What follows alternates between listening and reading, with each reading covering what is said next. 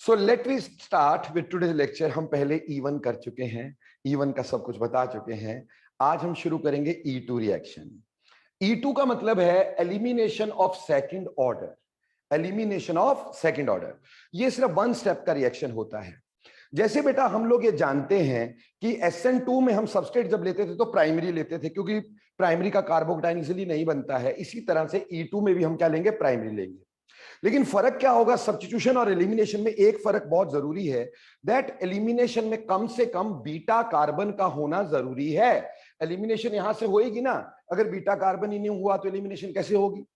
जबकि सब्स्टिट्यूशन में हमारे पास बीटा कार्बन नहीं भी होता था तब भी सब्स्टिट्यूशन होती थी, लेकिन एलिमिनेशन में बीटा कार्बन का होना जरूरी है। पर मैंने यहां पे लिया प्राइमरी है with a beta carbon. Got it और नॉट? अब ये बेस हम पढ़ कौन से रहे, बेस कैटेलाइज्ड ही ना। तो बेस कैटेलाइज्ड में हमने यहां पे बेस डाला।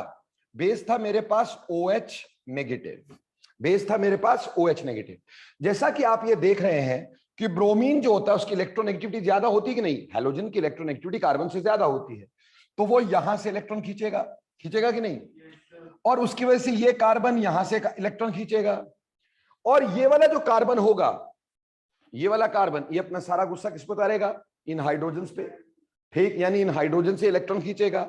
उसकी वजह से होगा ऐसा कि ये OH जो होगा वो इस पॉजिटिव हाइड्रोजन को अट्रैक्ट करेगा, इस पॉजिटिव हाइड्रोजन को अट्रैक्ट करेगा। और जिसकी वजह से बेटे हमारे पास किस तरह का एक इंटरमीडिएट बनेगा? सी प्लीज, उसमें इस तरह का इंटरमीडिएट बन जाएगा।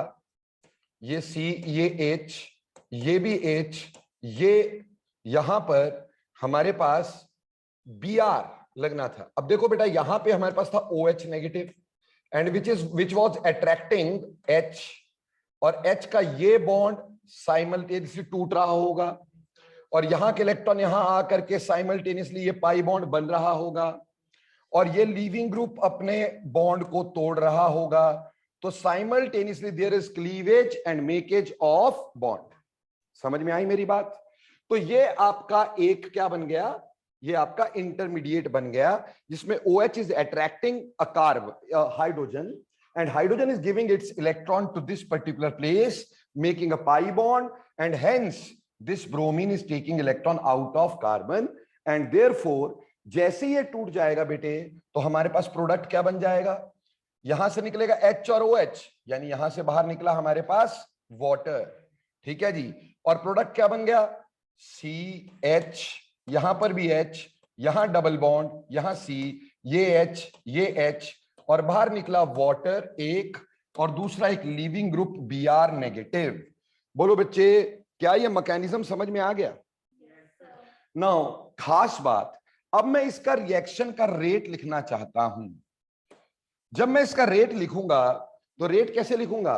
रेट लिखूंगा K इंटू, यहां पे सिर्फ अल्काइल हैलाइड था और OH भी था, यानी बेस भी था, तो हम लिखेंगे RX, और साथ ही में क्या लिखेंगे? जो भी बेस इसमें लेंगे उसकी कंसंट्रेशन यहां पे होगी ना भाई। तो दोनों पे रेट डिपेंड कर रहा है। So rate is depending upon concentration of RX as well as rate is depending upon base. दोनों पे हमारा रेट डिपेंड करेगा।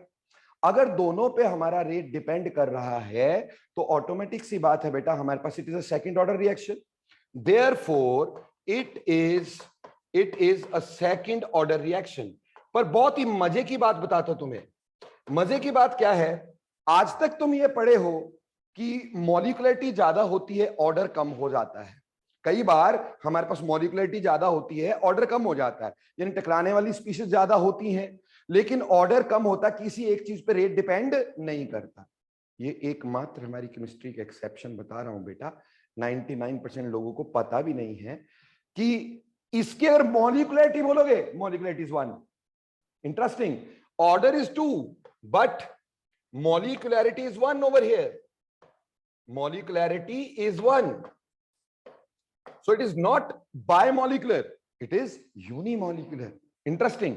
और होता क्या है? ऑर्डर यहां पे ज्यादा है, मॉलिक्युलरिटी कम है। क्यों सर? देखो बेटा, मॉलिक्युलरिटी होती है number of molecules colliding simultaneously. क्या ये मॉलिक्यूल कोलाइड कर रहे हैं? क्या OH और ये कोलाइड कर रहा है?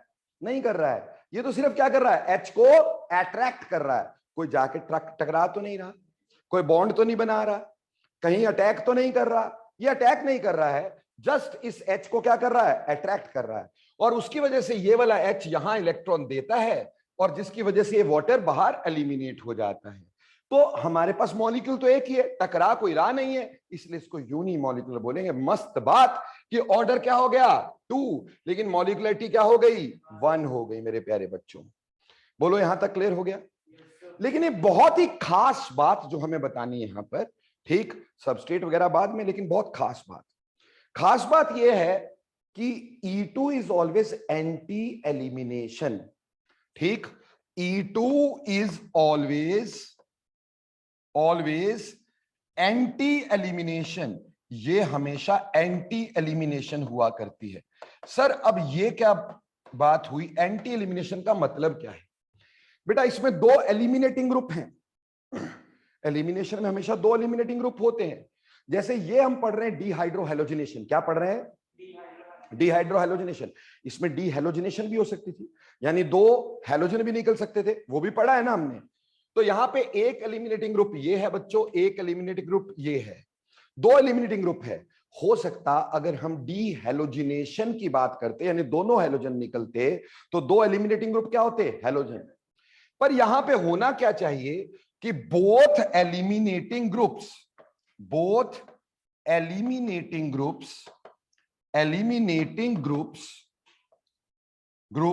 Should be anti periplanar. दोनों एलिमिनेटिंग ग्रुप एंटी पेरीप्लेनर होने चाहिए। अब सर ये क्या बला हुई एंटी पेरीप्लेनर? तो चलिए हम एंटी पेरीप्लेनरिटी की बात तुम्हें बताते हैं कि ग्रुप एंटी पेरीप्लेनर कैसे होते हैं।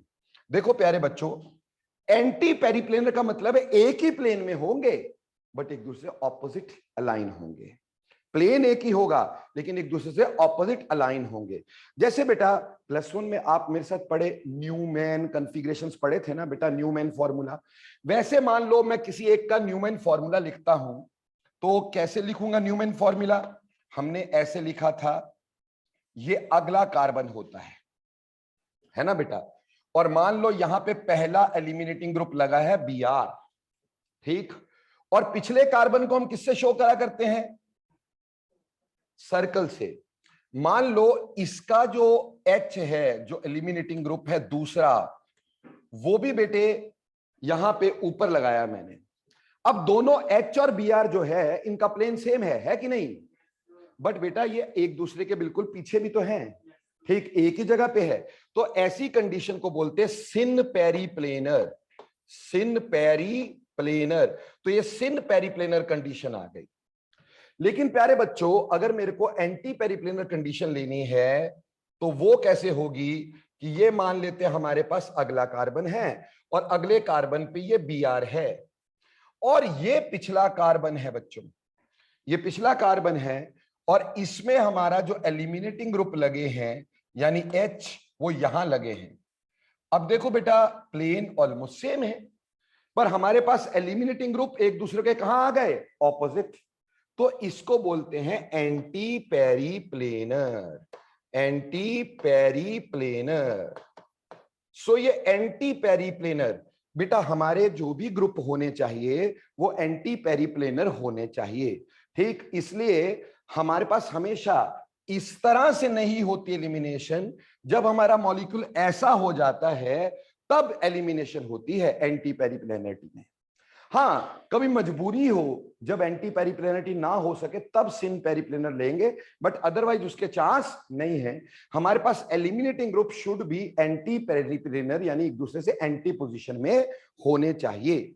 जैसे मैं कुछ एग्जांपल्स लेता हूं, देखो वैसे तो ये प्रोडक्ट में करवाना चाहिए मेरे को, पर मैं ये पहले इसलिए क्लियर कर रहा हूं क्योंकि ये इस E2 की सबसे इंपॉर्टेंट बात ही एंटी पेरीप्लेनरिटी है। अगर ये नहीं समझ में आया तो आगे कुछ नहीं समझ में आना है।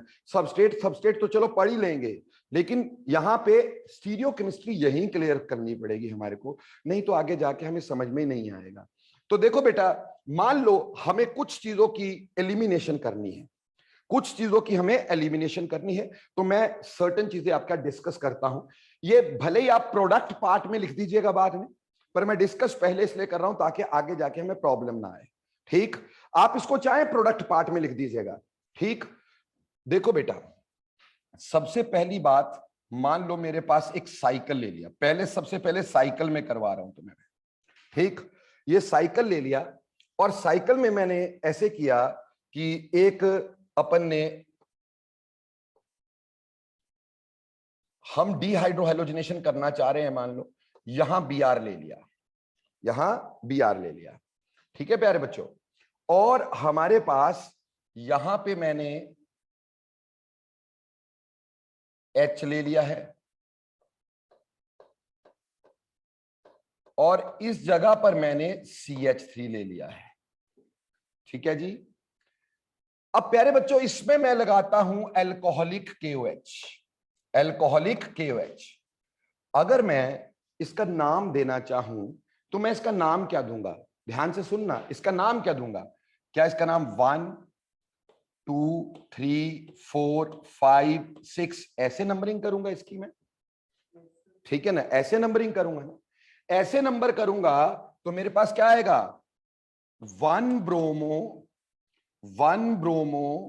2 मिथाइल, 1 ब्रोमो 2 मिथाइल साइक्लोहेक्सेन। क्या यही आएगा भाई? अब देखो बच्चे, अगर हम यहां पे निकालना चाहें, हमारे एलिमिनेटिंग ग्रुप क्या होने चाहिए? H और Br।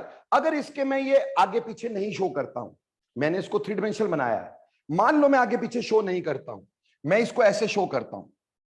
For the time being इस मॉलिक्यूल को मैं ऐसे शो कर देता हूं, यहां पे CH3, यहां Br। अब मेरे को नहीं पता आगे पीछे कौन सा है, पर मेरे को यह पता है कि भैया यहां पर H है कि नहीं?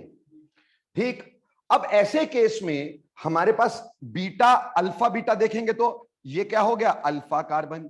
ये क्या हो गया? Beta carbon. और बेटा क्या ये भी बीटा कार्बन होगा? तो हाइड्रोजन यहां पे भी तो होंगे ना।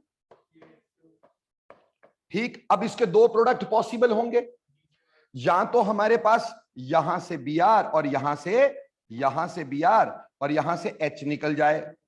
ऐसे केस में हमारे पास प्रोडक्ट इस तरह का बनना चाहिए था। ठीक, यहां डबल बॉन्ड CH3, ठीक, जिसको क्या बोल दोगे आप? 1 मिथाइल साइक्लोहेक्सीन। क्या बोलोगे? 1 मिथाइल साइक्लोहेक्सीन, 1 मिथाइल साइक्लोहेक्सीन। क्या ऐसे बोल दोगे बेटा जी? लेकिन एक बात और भी हो सकती है, ऐसा भी तो हो सकता है कि ये भी तो बीटा है, यहां से भी निकल सकता था हाइड्रोजन। अगर ये यहां से निकलता तो क्या हमारा प्रोडक्ट इस तरह का बनता कि यहां पे डबल बॉन्ड, यहां CH3, यानी 3 मिथाइल साइक्लोहेक्सीन, 3 मिथाइल साइक्लोहेक्सीन ये बनता बेटा।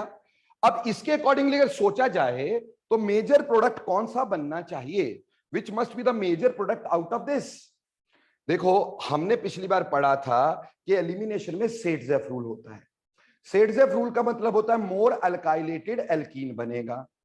तो अगर इस एल्कीन की बात करता हूं, इसके पास कितने अल्फा हाइड्रोजन है? बेटा 3 अल्फा हाइड्रोजन यहां होंगे, ये 3 अल्फा हाइड्रोजन है। यहां पे कितने होंगे? 2 अल्फा हाइड्रोजन होंगे, और यहां पे भी कितने होंगे? 2 अल्फा हाइड्रोजन होंगे। तो टोटल मिला के कितने हो गए हमारे पास? 7 अल्फा हाइड्रोजन्स। बेटा क्लियर है? जबकि अगर मैं इसकी बात करता हूं, इसमें बेटे यहां पर तो सिर्फ एक ही अल्फा हाइड्रोजन है, इस साइड तो एक ही है ना भाई, और यहां पे हमारे पास कितने हैं? 2 अल्फा हाइड्रोजन है। तो हमारे पास कितने हुए? 3 अल्फा हाइड्रोजन हुए कि नहीं? तो बोलो ये वाला प्रोडक्ट कैसा होगा? Set-Jeff product. ये वाला प्रोडक्ट कैसा होगा? सेट-जेफ प्रोडक्ट होगा। ठीक, तो सेट-जेफ प्रोडक्ट हमेशा क्या होता है? मेजर होता है। तो अकॉर्डिंगली सोचा जाए तो हमारे पास ये मेजर होना चाहिए था भाई, यानी हमारे पास 1 मिथाइल साइक्लोहेक्सीन बनना चाहिए था। अगर हम इस तरह से करते हैं, ये हमारे पास माइनर बनना चाहिए था, दिस शुड बी माइनर। पर प्यारे बच्चों, जब मैंने इसको थ्री डायमेंशनल कॉन्फ़िगरेशन दे दी, ऊपर देखो मैंने थ्री डायमेंशनल कॉन्फ़िगरेशन दे दी। अब इसमें हुआ क्या, हुआ ये कि बी आर तो तुम्हारा आगे है, ठीक है, जो एच है ये भी आगे है, दोनों सिन पेरीप्लेनर हो गए कि नहीं?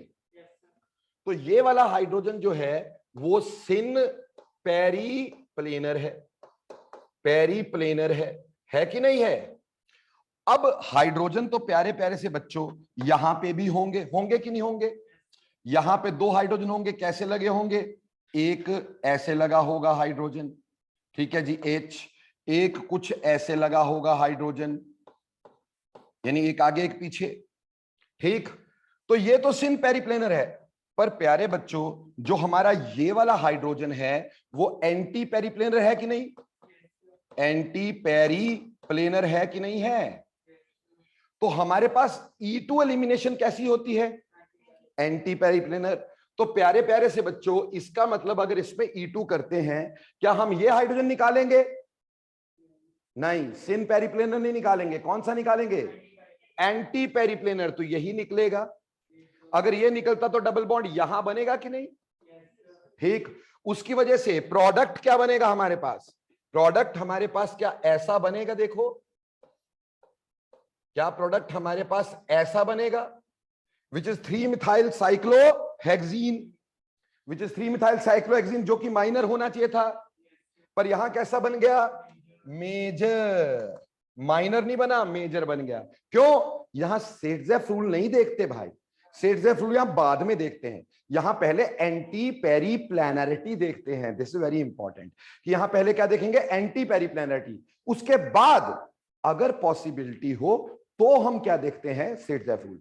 जैसे इसी मॉलिक्यूल को, सेम मॉलिक्यूल को मैं कुछ इस तरह से लिख दूं, सेम मॉलिक्यूल को मैं कुछ इस तरह से लिख दूं कि ये मेरे पास इस तरह से है, ठीक है, और ये मेरे पास Br है, ठीक है जी, और यहां पर मेरे पास CH3 है, और यहां पर मेरे पास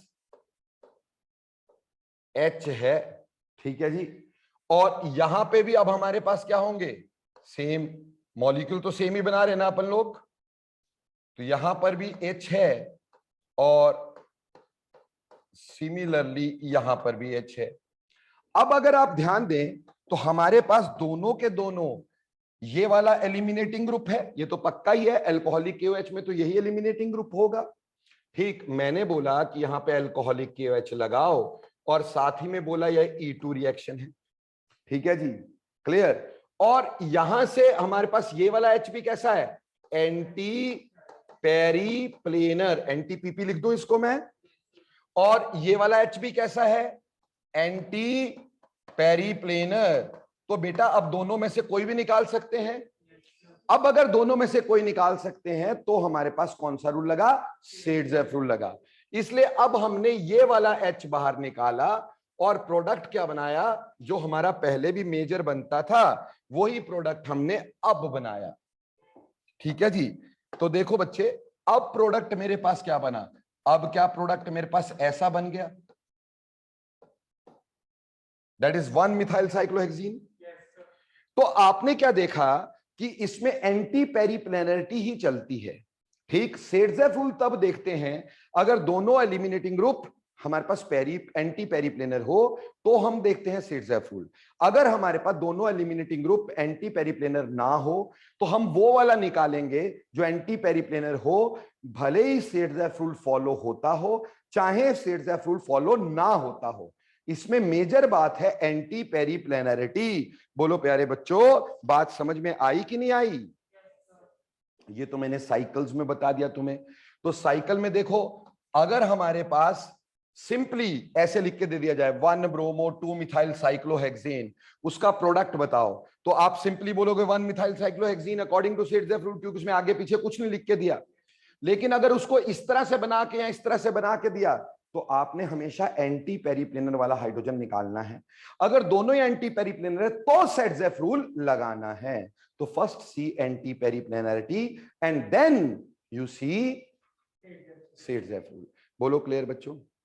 अब इसी चीज को चलिए हम डिस्कस करते हैं फिशर प्रोजेक्शंस के थ्रू, ठीक। अभी हमने साइकिल लिया, अब ए साइक्लिक कंपाउंड लेते हैं भाई, ठीक, ए साइक्लिक, या साइकिल का भी एक और चीज लेते हैं हम लोग, ठीक, एंटी पेरिप्लेनर की बात कर रहे हैं, अभी साइकिल ही करें तो पहले साइकिल ही कंप्लीट करते हैं।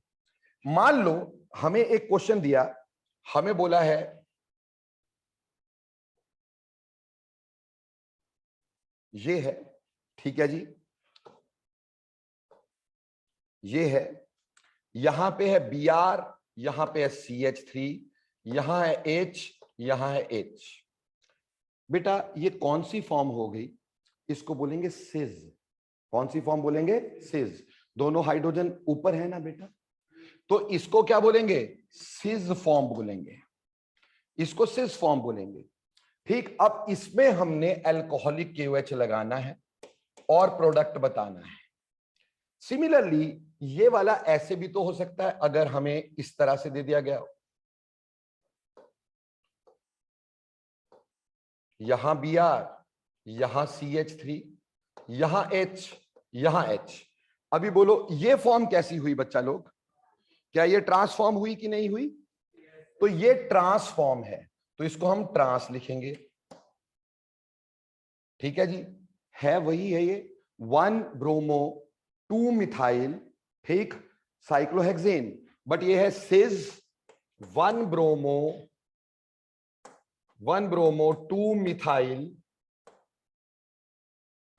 साइक्लोहेक्सेन, ठीक है जी। और ये क्या है, ये है trans 1 bromo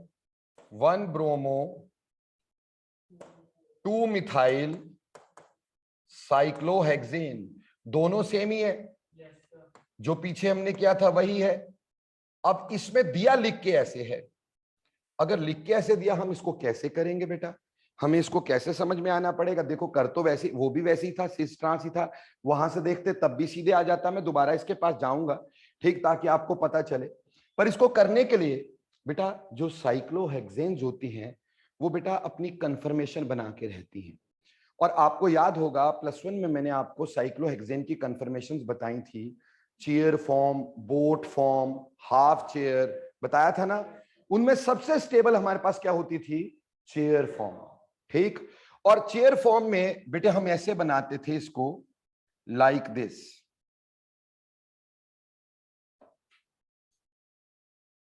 this was chair form, ठीक। अब इसमें हमारे को ये पता था ये जो ऊपर को लगते हैं ग्रुप ये कैसे होते हैं, एक्सियल, क्या होते हैं, एक्सियल। और जो ऐसे करके लिखते हैं हम लोग वो क्या होते हैं, इक्विटोरियल, जैसे ये और ये, है ना जी। तो अगर मैं इसको अलग अलग कलर से बता देता हूं, ये मेरे पास कौन से होंगे, हरे वाले जो होंगे, यानी जो परपेंडिकुलरली हम शो करते हैं वो एक्सियल होंगे, और जो आपके पास परपेंडिकुलर शो नहीं करते वो क्या होते हैं, इक्विटोरियल होते हैं।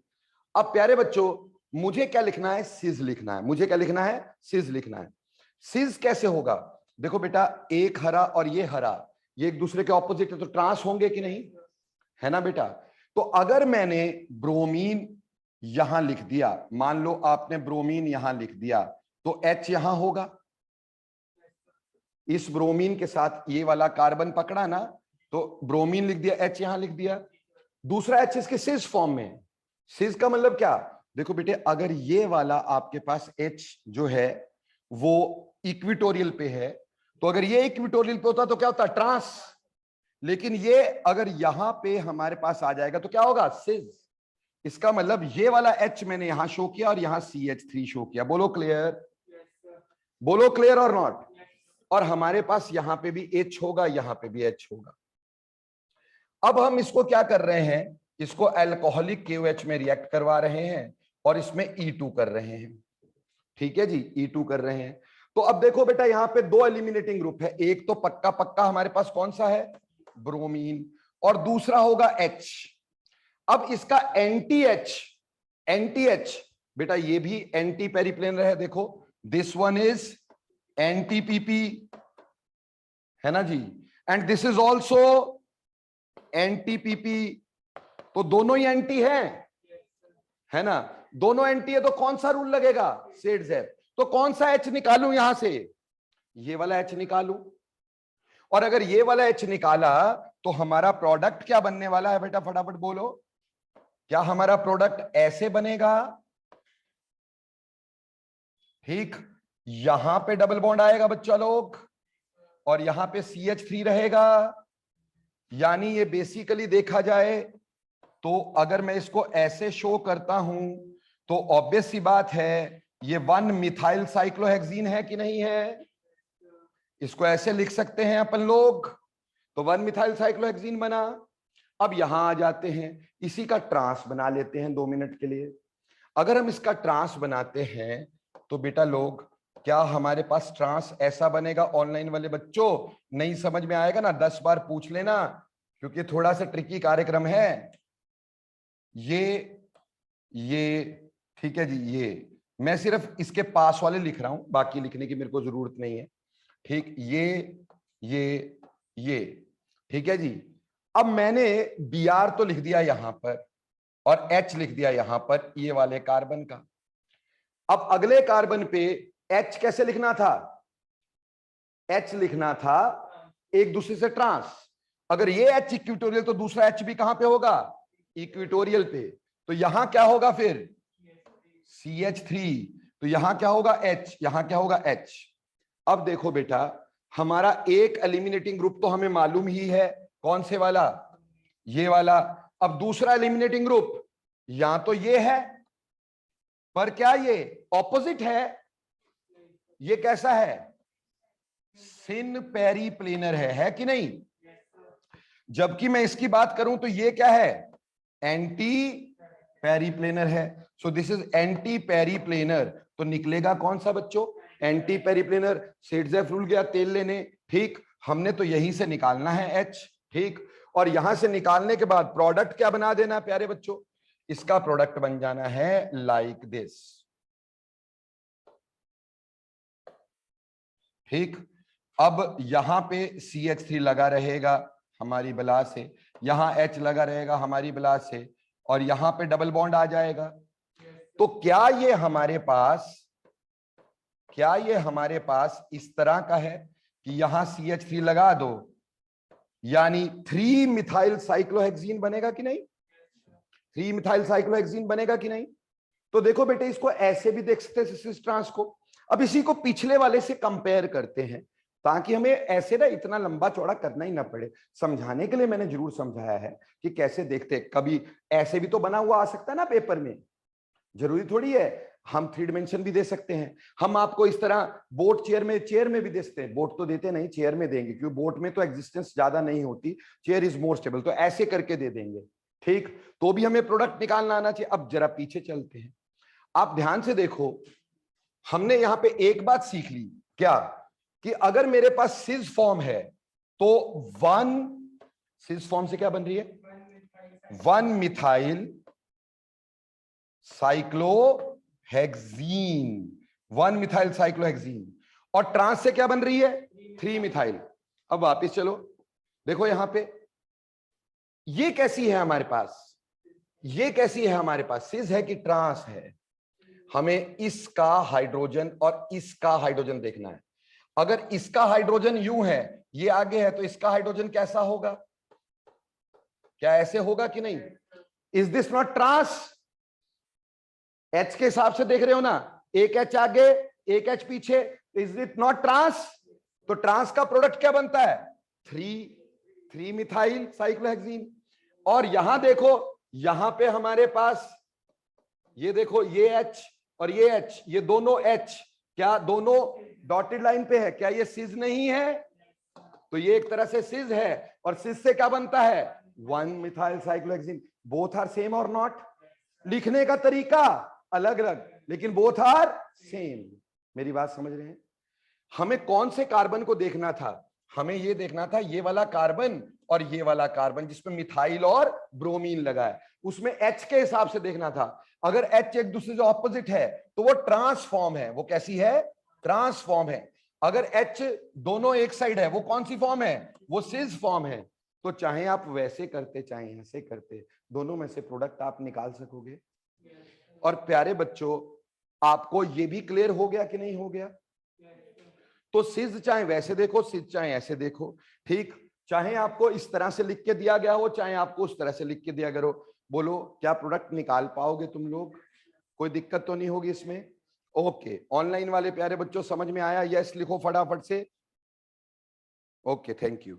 अब देखो इसको लेके चलते हैं अपने पास एक और चीज में, और वो होगा आपकी फिशर प्रोजेक्शंस। क्या? Fischer projections.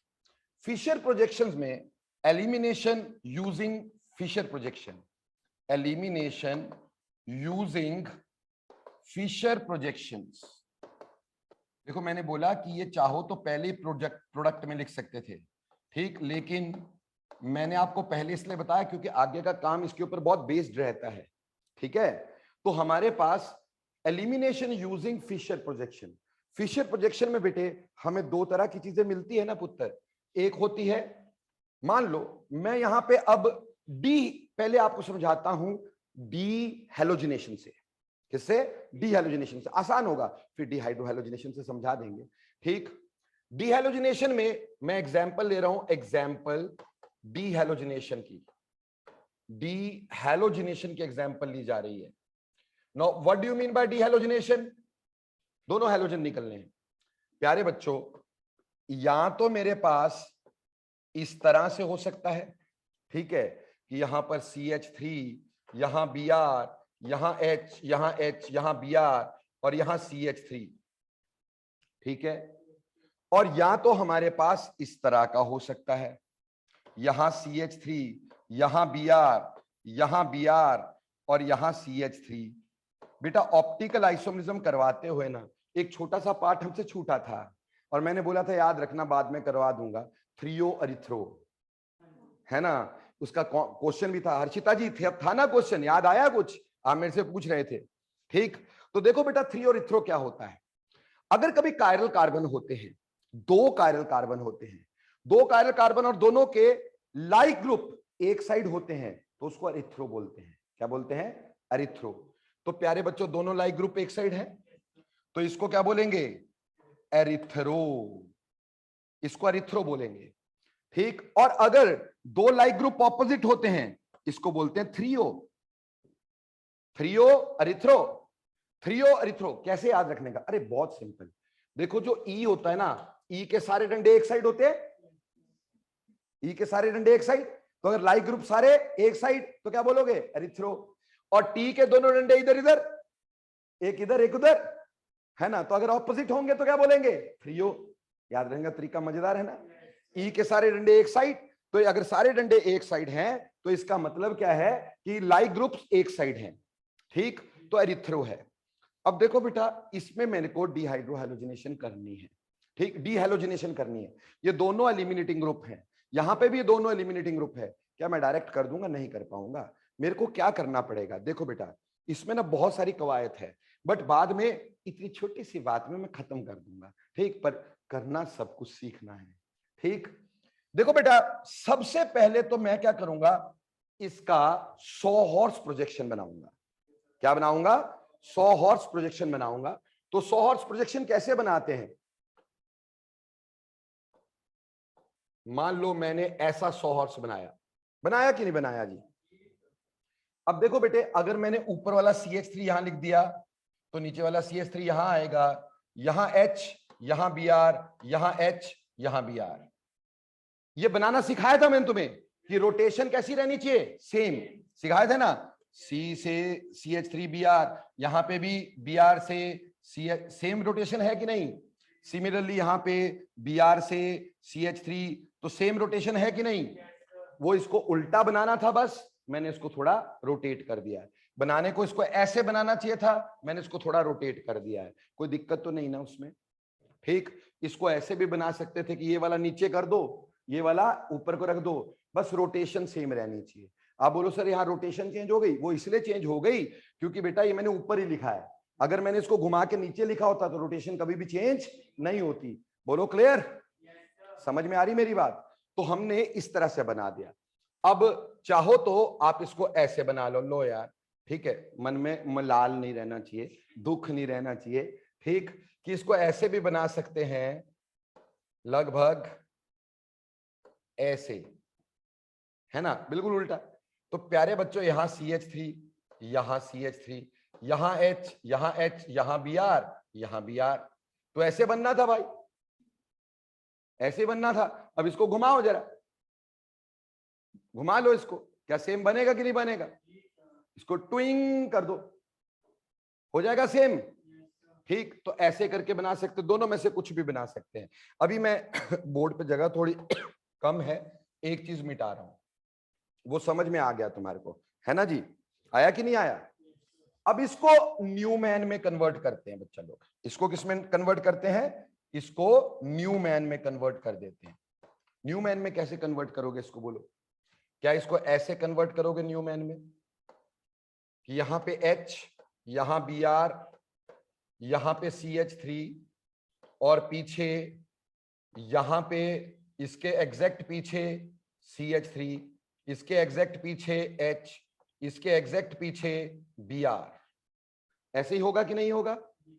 Br ने Br को छुपाया हुआ है भाई, H ने H को छुपाया हुआ है भाई, CH3 ने CH3 को छुपाया हुआ है दोस्तों, है ना जी?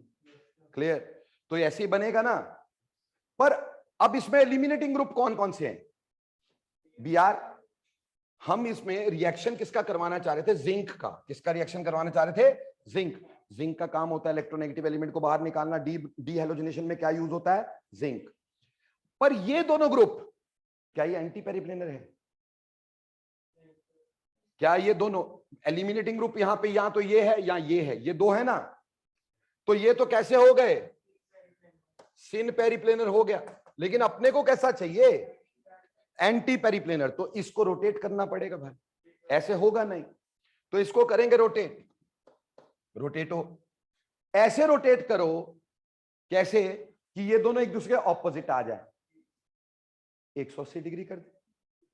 अगर 180 डिग्री रोटेट करोगे, यानी यहां से आपने रोटेट किया 180 डिग्री, आपको याद होगा 180 डिग्री की रोटेशन कभी कॉन्फ़िगरेशन को कन्वर्ट, चेंज नहीं करती। ठीक, तो हमारे पास यूं यहां पे CH3, यहां Br, यहां H, और ये 180 डिग्री पे बिल्कुल Br इधर आ गया, CH3 यहां आ गया, H यहां आ गया। बोलो 180 डिग्री पे ऐसा होगा कि नहीं होगा? अब ये जो दो एलिमिनेटिंग ग्रुप थे, हो गए एंटी पेरिप्लेनर। अब हमने जबरदस्ती इसको कैसा कर दिया? एंटी पेरिप्लेनर कर दिया, एंटी पेरिप्लेनर कर दिया। अब निकालते हैं इसको। अब अगर इसको निकालेंगे, ठीक, बाहर निकालेंगे, एल्कीन बनेगा। अब जो एल्कीन बनेगा, वो एल्कीन कैसा बनेगा? देखो ध्यान से, उसमें CH3 ऑपोजिट टू CH3 होगा, H ऑपोजिट टू H होगा। ऐसी एल्कीन को क्या नाम देते हैं आप लोग? क्या इसको ट्रांस एल्कीन का नाम देंगे कि नहीं? H opposite to H and CH3 opposite to CH3। तो यहां से ट्रांस एल्कीन बना कि नहीं बना? तो जब हमने एरिथ्रो को यूज किया तो हमारे पास क्या बना? Trans alkene. ठीक, अब आप जरा थ्रियो को बना के देखो, क्या आपसे बनता है? ठीक, मैं भी करता हूं, तुम भी करना, अपनी अपनी कॉपी पे कोशिश करना, शायद हो ही जाए। देखो भैया, पहले तो मैं ऐसे बना लूंगा, और जिसको नहीं समझ में आया वो यहां देखते रहना। तो मैंने यहां CH3 लिखा, यहां CH3 लिखा। अब की बार यहां H, यहां Br, लेकिन अब Br उल्टे है ना, तो यहां Br और यहां पर H। ठीक है जी। अब इसको बनाएंगे किसमें? न्यूमैन में। न्यूमैन में चेंज किया तो कुछ ऐसे चेंज हो गया कि यहां CH3, यहां पे क्या आ गया? H, यहां Br, और पिछले वाले कार्बन का Br, CH3 के पीछे क्या रह गया? CH3। ठीक, Br के पीछे क्या रह गया? H, और इसके पीछे क्या रह गया? Br। ये एलिमिनेटिंग ग्रुप जो हैं, क्या अभी भी ये एंटी हैं? क्या अभी भी ये एंटी हैं? ये एंटी नहीं है दोस्तों। और अगर एंटी नहीं है तो अपने को तो एंटी करने हैं। कितनी डिग्री रोटेट करूं ताकि एंटी बन जाए? How many degrees should be rotated to make it anti?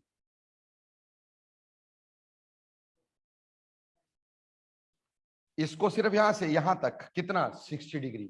कितना?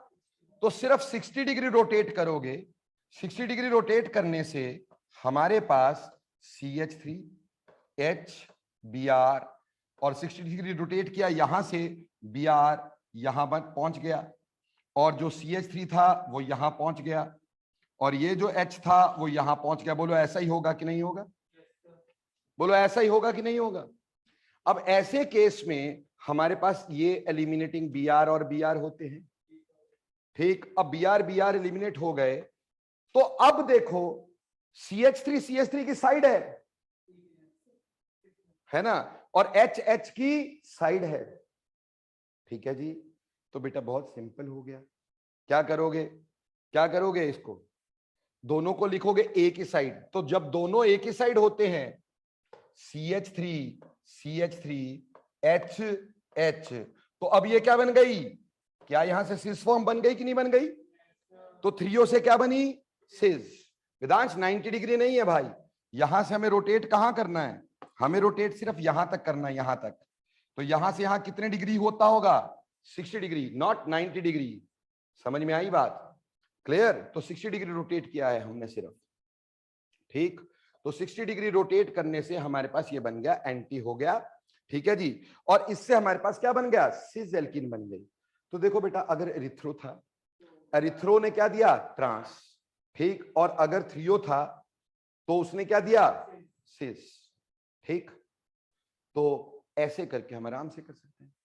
अब देखो बेटा, अगर मैं एरिथ्रो को ध्यान दूं यहां पे, क्या ये एरिथ्रो, ये वाली एरिथ्रो, सारी एरिथ्रो तो नहीं पर ये वाली एरिथ्रो, क्या ये मीजो है? क्या ये एरिथ्रो मीजो है? प्लेन ऑफ सिमेट्री है कि नहीं भाई? ठीक, इसीलिए तो मैंने ऐसा बनाया था ताकि हमें समझ में आए प्लेन ऑफ सिमेट्री है ना भाई? तो ये कैसी है? मीजो भी है। तो ये मीजो भी है, तो अगर मीजो होगी तो भी उसने क्या दिया होगा? मीजो एरिथ्रो यहां पे सेम हो गई ना। ये जरूरी नहीं होती कि हर एरिथ्रो मीजो हो, क्योंकि एरिथ्रो में ऐसा होता है ना, ये दो ग्रुप अलग अलग हो पर ये दोनों सेम हो। सेम वाले ग्रुप पे एक साइड तो क्या होंगे? एरिथ्रो, और ये अलग अलग होंगे तो मीजो तो नहीं बोल सकते हो ना। All erythrose are not meso but all meso are erythrose. ठीक, ऑल मीजोज आर एरिथ्रोज। तो बेटा ये एरिथ्रो है, तो एरिथ्रो या मीजो यहां पे ले ले। उसने क्या दिया? उसने दिया ट्रांस। कितनी कवायद की? पहले इससे किस में कन्वर्ट किया? 100 हॉर्स में। 100 हॉर्स से किस में कन्वर्ट किया? न्यूमैन में। न्यूमैन में कन्वर्ट करने से बाद हमने दो ग्रुप को एंटी पेरिप्लेनर लाने के लिए क्या किया? रोटेशन। रोटेशन करी तो क्या बना? ट्रांस। ठीक, तो बोलो ये सारा समझ में आया प्यारे बच्चों? हाँ जी, शॉर्टकट कर दें तो एक शॉर्टकट से समझ लो। बोलना जी ऐसे करना जी, टेक मेट। क्या? टेक मेट, ऐसे याद कर लो यार। टेक मेट, कुछ भी करना नहीं पड़ेगा। टेक मेट का मतलब 3O on elimination gives cis form, meso on elimination give trans form, simple. ठीक, टेक मेट कर लो, टेक ईट कर लो। ठीक, टेक ईट भी लिख सकते हो, EET। ठीक है जी, टेक ईट क्या होगा? Trans on anti elimination give cis erythro, यानी यहां पे 3O था ना, T का मतलब 3O on anti elimination give cis and erythro on anti elimination gives trans. ठीक, तो ये इतना लंबा चौड़ा इस छोटे से बात में आ गया कि याद रखने का क्या? Take met, take met. ठीक, टेक मेट, तो ऐसे करके याद रख लोगे तो फिर इतना लंबा चौड़ा काम कुछ भी नहीं करना पड़ेगा। पर ये सर फिर बताया कि इतना टाइम वेस्ट क्यों किया हमारा? अरे भैया, तुम्हें क्वेश्चन ऐसे भी आ सकता है बेटे, तुम्हें क्वेश्चन ऐसे भी तो बना के दे सकते हैं, तुम्हें क्वेश्चन ऐसे भी तो बना के दे सकते हैं। तो मैं चाहता हूं कि आपको क्वेश्चन किसी भी तरह से बना के दे, ठा करके आंसर मारो मुंह पे। ठीक, आपको पहले साइकिल समझाए, उसमें सिस ट्रांस भी समझाया, और पहले भी वो सिस ट्रांस थे, लेकिन मैं चाहता नहीं था कि पहले तुम्हें कंफ्यूज करूं, तो मैंने आपको ये एंटी एलिमिनेशन समझाने की कोशिश की है। तो प्यारे बच्चों देखो, यहां से दोबारा देख लो, जब ऐसे 3 डायमेंशनल फॉर्मूला होंगे तो हमारे पास जो दो एलिमिनेटिंग ग्रुप होने चाहिए वो कैसे होने चाहिए? एक आगे एक पीछे। ठीक है जी, तो इसमें हमारे पास हमने बना दिया आगे पीछे। अगर मान लो हमारे पास ऐसा हो, दो एलिमिनेटिंग ग्रुप आगे पीछे दोनों साइड है, तब जाके सिरजेफ रूल लगाना है। पहले क्या लगाना है? एंटी एलिमिनेशन लगानी है। बोलो क्लियर? फिर हमने इसी को एक अलग तरीके से बताया कि अगर ऐसे करके दे दिया सिज 1 ब्रोमो 2 मिथाइल साइक्लोहेक्सेन, तो घबराने का नहीं। वो वही बात थी, बस उसको लिखने का तरीका अलग था। ऐसे करके दे दिया था, ऐसे करके दे दिया था, या ऐसे करके दे दिया था, ऐसे करके दे दिया था, तब भी हमने निकाल दिया, है ना। फिर हमें फिशर प्रोजेक्शन पे बता दिया, तो फिशर प्रोजेक्शन में हमने वैसे ध्यान में रख लिया टेकईट या टेकमेट, ठीक है जी। तो हमारे को कोई टेंशन ही नहीं रही। तो बोलो प्यारे बच्चों, बात समझ में आई कि नहीं आई है? अब अगर मैं तुमसे एक क्वेश्चन पूछूं तो उसका जवाब दोगे? चलो, ये क्वेश्चन बहुत बार पेपर्स में आया है, इसलिए आपसे पूछ रहा हूं। Which of the following which of the following is most reactive towards E2 elimination? ठीक, और चीजें क्या दे रखी है हमारे को? कुछ ऐसा दे रखा ए, ठीक, Cl, ठीक, और यहां पे दे दिया CH3, यहां दे दिया H, यहां दे दिया हमारे पास C2H5, यहां दे दिया हमारे पास से H, यहां दे दिया CH3। ये पहला दिया। B कैसे दिया? B कुछ ऐसा दिया, Cl CH3 H, यहां पे दे दिया C2H5, यहां पे दे दिया CH3, यहां पे दे दिया H, ठीक है जी।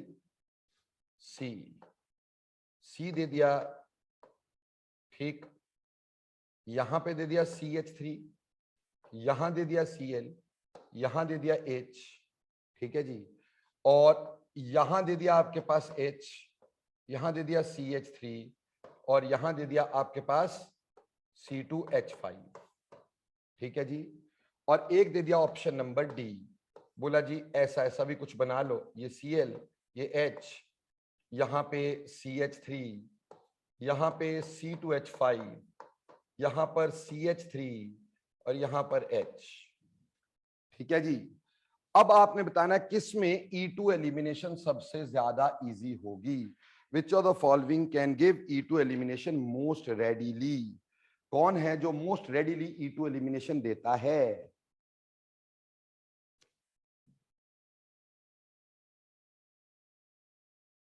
ठीक, ऑब्वियसली इसमें दो हेलोजन नहीं है, तो डी हेलोजिनेशन की बात नहीं है, ठीक। ये क्या है? डी हाइड्रो हेलोजिनेशन, यानी हाइड्रोजन निकलेगा और हेलोजन निकलेगा। एक बात, एक ही कार्बन से तो दोनों नहीं निकलेंगे, अलग अलग कार्बन से। अगर इसका Cl निकला तो पिछले वाले कार्बन का क्या निकलना चाहिए? H। पिछले वाले कार्बन का H कहां है? यहां है। क्या ये एंटी है? नहीं है। ये अगला कार्बन है, अगला एलिमिनेटिंग ग्रुप है। पिछले वाला एलिमिनेटिंग ग्रुप क्या होना है? H। वो भी यहां पे है पिछले वाले का, अगले वाले का नहीं देखना है, पिछले वाले का देखना है, गोले के साथ लगा हुआ। क्या ये एंटी है? नहीं है। अब यहां देखो Cl अगले कार्बन का, और पिछले कार्बन का H। अब यहां ध्यान दो, अगले कार्बन का Cl, पिछले कार्बन का H। क्या है ये? क्या ये एंटी-PP है? और अगर एंटी-PP होता है तो सबसे आसानी से रिएक्शन, कोई रोटेशन वोटेशन नहीं, बाकी सब में हमें क्या करनी पड़ती? रोटेशन। तो यहां पे ठा, ये आंसर आ गया, बहुत रेडिली हो जाएगा। अगर इसको करना पड़ता तो पहले तो भैया इसको हम रोटेट करते, कितना? यहां से यहां लेके आते, यहां से यहां, कितना? 60 डिग्री रोटेशन। इसको भी 60 डिग्री रोटेशन देते, इसको भी 60 डिग्री रोटेशन देते। इनको रोटेशन के बाद हमें करना पड़ता दोस्तों, है जी। इसको रोटेशन के बाद करना पड़ता, जबकि इसमें पहले से वो एंटी है। हाँ जी बेटी, हाँ 120 डिग्री, नॉट 60 नहीं, 120, आप सही बोल रहे हो। करना है, अगर इसको लेके आना है यहां पर बेटे, यहां से यहां 60, फिर यहां से यहां फिर से 60, कितना हो गया? सो 120 डिग्री रोटेशन हुई ना बच्चा। तो 120 डिग्री रोटेशन करने से ये ऑपोजिट आता, ठीक है बच्चे। लेकिन अभी क्या है हमारे पास, ये ऑलरेडी एंटी पेरिप्लेनर है, तो ऑब्वियसली ये सबसे इजीली रिएक्ट करेगा। तो बोलो बेटा, एंटी पेरिप्लेनरिटी की महिमा समझ में आई कि नहीं आई? तो E2 रिएक्शन का जनरल मैकेनिज्म से हम क्लियर हैं। प्रोडक्ट मैंने पहले ही बता दिया है, ठीक। अब चलते हैं अपनी औकात पे, ठीक, और शुरू करते हैं जैसे कि हम अक्सर करते आए हैं। सबसे पहली बात क्या करेंगे? सबस्ट्रेट कैसा हो, ठीक। E2, प्यारे बच्चों, आपको यहां पे कुछ ऐसा दे दिया, देखना बहुत बहुत मस्त, ठीक। क्या दे दिया कि CH3 CH3 Cl, ठीक है जी। दूसरा दे दिया CH3 CH3 Cl, ठीक है जी। तीसरा दे दिया CH3 CH2 Cl, है ना बेटा। ये कैसा है, क्या बोलते हैं इसको? टर्शरी बोलते होते हैं। Are you sure it is tertiary? Yes it is tertiary. इधर क्या? सेकेंडरी। और इधर क्या? प्राइमरी। अब अगर मैंने यहां पे आपको मान लो E1 का ऑर्डर पूछा होता, E1 का, E1 पिछली बार करवाए थे, तो E1 का ऑर्डर क्या रहता बेटा इसमें, बोलो फटाफट। E1 में क्या देखा करते हैं? स्टेबिलिटी ऑफ कार्बोकेटाइन, और तो कुछ नहीं। वो किसकी ज्यादा होती है? Tertiary. Tertiary is greater than secondary is greater than primary, है ना प्यारे बच्चों। अभी E2 का देखते। E2 जैसे SN2 में ऑपोजिट होता था, E2 में ऐसा नहीं होता। E2 में एलिमिनेशन, चाहे फर्स्ट टाइप हो चाहे second type, tertiary is always more reactive. Tertiary is always more reactive बच्चों, ठीक। चाहे एलिमिनेशन E1 टाइप हो चाहे एलिमिनेशन E2 टाइप हो, ठीक, हमेशा टर्शरी ज्यादा रिएक्टिव रहेगा। क्यों रहेगा सर? ठीक, यहां तो साइमल्टेनियस अटैक हो रहा है, देखो बेटा। E1 में तो हम देखते थे on the basis of stability of carbocation, stability of carbocation, इसमें तो ये देखा करते थे, ठीक है जी। लेकिन जब E2 की बात करेंगे तो बेटा E2 में क्या देखते हैं? स्टेबिलिटी, कार्बोकेटाइन तो बनता नहीं है, फिर टर्शरी क्यों? बेटा इसमें eliminating hydrogen, number of beta hydrogen ज्यादा होते हैं, तो उतने चांस एलिमिनेशन के ज्यादा है। याद करो, एक ना करण को अपन ने आम तोड़वाए थे क्लास में, है ना। बोला कि ऐसा था जी, आम तोड़ने हैं पर शर्त एक है कि आंखों पे पट्टी बंधी हुई है ना। अब हमने वो पट्टी खोल दी पर आम तोड़ने हैं। अब भैया एक पेड़ पे 3-4 आम लगे हैं, एक पेड़ पे 100 आम लगे हैं, बोलो कहां से तोड़ेगा ज्यादा, है ना। सिमिलरली यहां आ गए। अब यहां पे क्या है? बीटा हाइड्रोजन कितने हैं देखो, 3 3 6 3 9, 9 जगह से अटैक की पॉसिबिलिटी है, ठीक है जी। और यहां पे सिर्फ कितने हैं?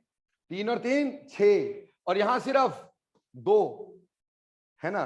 तो यहां पे 9 बीटा हाइड्रोजन है प्यारे बच्चों, ठीक, 9 बीटा हाइड्रोजन्स। तो आम ज्यादा लगे भाई, उसको तोड़ना ज्यादा इजी होगा। और यहां पे कितने? 6 बीटा हाइड्रोजन, और यहां कितने बच्चा लोग? 2 बीटा हाइड्रोजन। तो भैया कहां से ज्यादा टूटेंगे हाइड्रोजन? Obviously tertiary. तो यहां पे number of eliminating hydrogens, eliminating hydrogen, उसके बेसिस पे हमने देख लिया कि भैया यहां पर टर्शरी जो है वो ज्यादा रिएक्शन देता है। क्लियर? पहली बात ये। तो देखो बेटा, E1 जब भी देखना है तो स्टेबिलिटी ऑफ कार्बोकेटाइन देखना, कुछ और नहीं देखना। उसमें नंबर ऑफ बीटा हाइड्रोजन नहीं देखना, स्टेबिलिटी ऑफ, हालांकि वो ओवरलैप करेगी बट कई जगहों पे नहीं भी कर सकती। बेंजीन रिंग वेंजीन रिंग आ सकता है, कोई रेजोनेंस आ सकती है, ऐसा कुछ हो सकता है, ठीक, तो अगर E1 देखना है तो हमेशा क्या देखना है, स्टेबिलिटी ऑफ कार्बन है।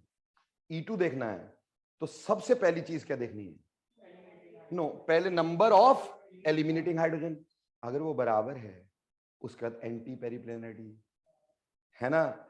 और दूसरी बात, पहले तो नंबर ऑफ एलिमिनेटिंग हाइड्रोजन, पहली बात ये, और दूसरी बात क्या देखनी है, एंटी पेरिप्लेनरिटी। इसीलिए तो मैंने पहले करवाया, क्योंकि अदरवाइज तो हम बता ही नहीं पाएंगे ना यार इसको।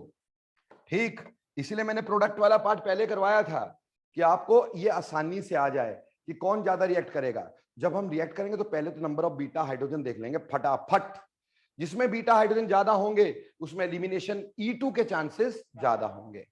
ठीक, और जिसमें हमारे पास अगर मान लो बीटा हाइड्रोजन बराबर आ जाते तो एंटी पेरिप्लेनरिटी देख करके खत्म करना। बोलो क्लियर? दोनों में से एक पे क्वेश्चन बनेगा। अब सर प्रॉब्लम एक और आ गई हमारे दिमाग में ना कि सर जब टर्शरी E1 भी दे रहा है, टर्शरी E2 भी दे रहा है, तो फिर कौन देगा भाई, है ना, कौन देगा? तो बेटा E2 की प्रेफरेबिलिटी हमेशा ज्यादा रहेगी। E2 is not an ionic mechanism, और आयनिक मैकेनिज्म में क्या लगती है, एनर्जी, तो प्रेफरेबिलिटी हमेशा क्या रहेगी, E2 की। तो अगर आपके पास टर्शरी आता है, आपको बोलते हैं टर्शरी कौन से मैकेनिज्म से होगा, आपने बोल दिया E2 से होगा, है ना, E2 से ज्यादा बेटर होगा। लेकिन ऐसा देखते हुए दूसरी चीज देखना ना भूलना, क्या, सॉल्वेंट।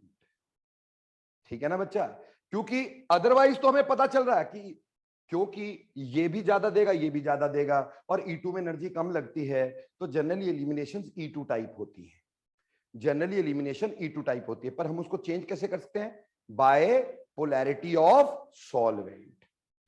सॉल्वेंट अगर प्रोटिक हुआ, पोलर ज्यादा हुआ, तो बेटा हम क्या करेंगे, E1 करेंगे। और अगर वो आगे बढ़ लेते हैं तो सबस्ट्रेट वाला पार्ट यही क्लियर हो गया, और तो कुछ नहीं है इसमें। हाँ एक बात और हो सकती है बेटा, देखो अगर विड्रॉइंग ग्रुप लगेंगे, withdrawing group, they will increase the ease of E2, क्योंकि विड्रॉइंग ग्रुप क्या करेंगे, विड्रॉइंग ग्रुप हाइड्रोजन को और ज्यादा एसिडिक बनाएंगे। पर विड्रॉइंग ग्रुप कहां होने चाहिए, बीटा कार्बन से ऊपर होने चाहिए, ताकि बीटा हाइड्रोजन क्या हो, एसिडिक बन जाए। तो विड्रॉइंग ग्रुप, तीसरी बात क्या आ गई, withdrawing groups, withdrawing groups increases the ease of E2। क्यों, क्योंकि विड्रॉइंग ग्रुप जैसे SN2 में होता था, विड्रॉइंग ग्रुप कार्बन को क्या बना देते थे, पॉजिटिव, ज्यादा पॉजिटिव बनाते थे, वो हाइड्रोजन से ज्यादा इलेक्ट्रॉन खींचेगा, हाइड्रोजन ज्यादा पॉजिटिव होगा, अटैक ज्यादा इजीली होंगे। तो withdrawing group makes beta hydrogen more acidic, withdrawing groups make beta hydrogen more acidic. बोलो क्लियर? और लीविंग ग्रुप की कहानी तो वही रहेगी, जो ज्यादा आसानी से टूटेगा, यानी आयोडाइड्स की एलिमिनेशन सबसे आसान, क्यों जी, फिर ब्रोमाइड्स की, फिर क्लोराइड्स की, फ्लोराइड के लिए कान पकड़ लिए, ठीक, मुश्किल है भैया, समझ में आ रही मेरी बात? तो कहने का मतलब ये तो क्लियर हो गया कि हमारे पास leaving group is as same. बेटा लिविंग ग्रुप जहां पे भी आएगा वहां हमेशा यही बात ध्यान रखनी है, कौन अच्छा लिविंग ग्रुप है वो ज्यादा अच्छे से जाएगा। वो एक ही स्टोरी हमेशा रिपीट होनी, चाहे वो SN1 हो, SN2 हो, चाहे वो E1 हो, E2 हो। लीविंग ग्रुप का कार्यक्रम चेंज नहीं होता, सिर्फ अल्काइल ग्रुप का कार्यक्रम चेंज हो जाता है। बोलो क्लियर? सो चौथी बात क्या हो गई, better leaving group. Better leaving group वो तो E1 में भी देखना ही था, वो हमने इधर भी देख लिया, ठीक, क्लियर? तो इस तरह से करके आप E2 का सबस्ट्रेट देख सकते हैं, कौन ज्यादा आसानी से रिएक्शन देगा। उम्मीद करता हूं बात समझ में आ गई, ठीक। बट कोई तो दुनिया में ऐसा होगा जो एक्सक्लूसिवली E1 देता होगा, दुनिया में कोई तो ऐसी चीज होती होगी जिसको देख के बिना हम सॉल्वेंट के ये बता सके कि E1 देगा। Neopentyl compounds, exclusively E1, neopentyl chloride, neopentyl halides exclusively gives E1, इसमें E2 हो ही नहीं सकता।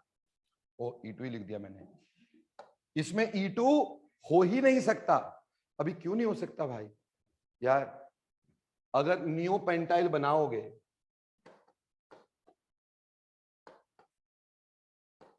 तो क्या ऐसे बनाओगे? क्या इसमें बीटा हाइड्रोजन है? और E2 में तो अटैक ही किस पे होता है?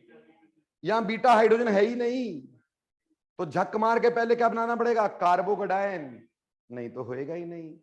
तो ऐसे केसेस जहां पे बीटा कार्बन पे हाइड्रोजन ना हो, वो एक्सक्लूसिवली क्या देंगे? E1 देंगे। अदरवाइज हमारे पास क्या होता है? E2 ज्यादा रहता है। हाँ, मीडियम को देख करके हम जरूर बता सकते हैं E1 या E2। बोलो क्लियर बच्चा? Any doubts about this? तो substrate part I think so आपको अच्छे से क्लियर हो गया होगा कि कहां पे E1 कहां पे E2। उम्मीद करता हूं बहुत अच्छे से समझ में आया होगा सबस्ट्रेट, है ना? नो, सबस्ट्रेट के बाद अगली तीसरी बात क्या पढ़ा कर, दूसरी बात क्या पढ़ते बेटा अपन लोग? रीएजेंट। रीएजेंट बेटा ऑब्वियस सी बात है, reagent must be more basic, नहीं तो सब्स्टिट्यूशन, है ना? reagent should be highly basic. Reagent should be highly basic. reagent highly basic होना चाहिए, नहीं तो हमारे पास क्या हो जाती है? सब्स्टिट्यूशन। जैसे हमारे पास इथोक्साइड हो सकता है भाई, ठीक? जैसे हमारे पास OH इन अल्कोहलिक कंडीशन, वो एक ही बात है, ठीक? जैसे बेटे NH2 नेगेटिव, ठीक है? जैसे प्यारे प्यारे से बच्चों हम यहां पे ये कह सकते हैं स्ट्रॉन्ग बेस की जरूरत है, बहुत स्ट्रॉन्ग बेस की, तो साइनाइड, और वो भी एक्वस कंडीशन में, नॉट अल्कोहलिक, ठीक? वो करवाऊंगा मैं आगे। तो बच्चा लोग रिएजेंट ऐसा होना चाहिए, जैसे अभी अगर मान लो मेरे पास ऐसा होता CH3 CH2, ठीक है जी, और यहां पे Br। अब प्यारे से बच्चों मैंने यहां पे क्या कर दिया? एक्वस KOH लगा दिया, है ना? एक्वस KOH क्या स्ट्रॉन्ग बेस होता है? नहीं होता है, क्योंकि OH के आसपास क्या होगा? वाटर, तो उसका बेसिक कैरेक्टर कम कर देगा। तो यहां पे क्या होगी? सब्स्टिट्यूशन, स्पेसिफिकली SN2, ठीक है जी। और हमारे पास प्रोडक्ट बनता CH3 CH2OH, ठीक है जी।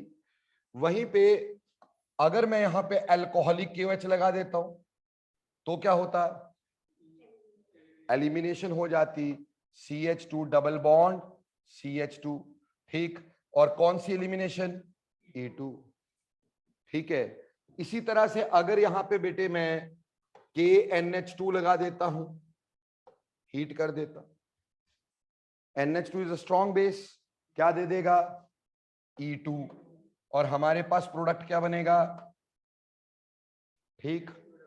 वहीं पर बेटा अगर मैंने यहां पे सोडियम एसीटेट ले लिया, acetate is a weak base, क्योंकि acetic acid is strong acid, तो acetate is a weak base.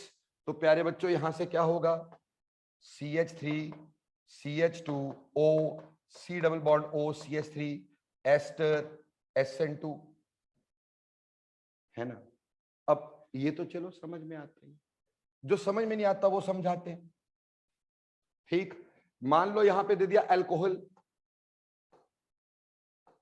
कुछ भी और नहीं सूझा, क्या दे दिया? अल्कोहल। तो बेटा यहां से H और Br क्या बनाओगे? CH3 CH2O CH2 CH3, यानी यहां पे SN2,